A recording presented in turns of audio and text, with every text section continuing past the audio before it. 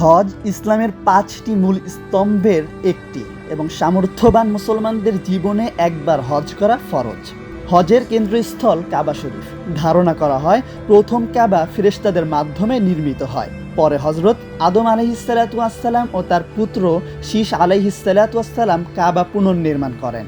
হজের রীতি পদ্ধতির সূচনা হয় হযরত ইব্রাহিম আলাইহিসসালাতু ওয়াসসালামের মাধ্যমে।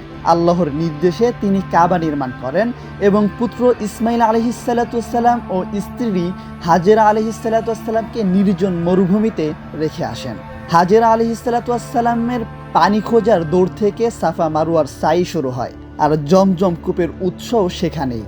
ইসমাইল আলাইহিসসালাতু ওয়াসসালামকে কুরবানির প্রেক্ষাপট থেকে এসেছে মিনার শয়তানকে পাথর মারার রীতি।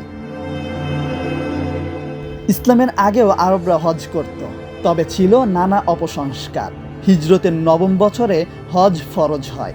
রাসূল সাল্লাল্লাহু আলাইহি ওয়াসাল্লাম তখন অংশ না নিলেও আবু বকর রাদিয়াল্লাহু তাআলা আনহু হজের নেতৃত্ব দেন এবং আলী রাদিয়াল্লাহু তাআলা আনহু কাবায় মুশরিকদের প্রবেশ নিষিদ্ধ ঘোষণা করেন।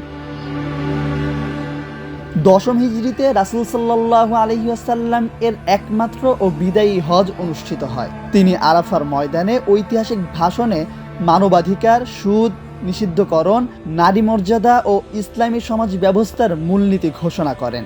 এই হজেই কুরআনের আয়াত নাজিল হয়, আজ আমি তোমাদের জন্য তোমাদের দিনকে পরিপূর্ণ করে দিলাম। সূরা মায়েদা 3।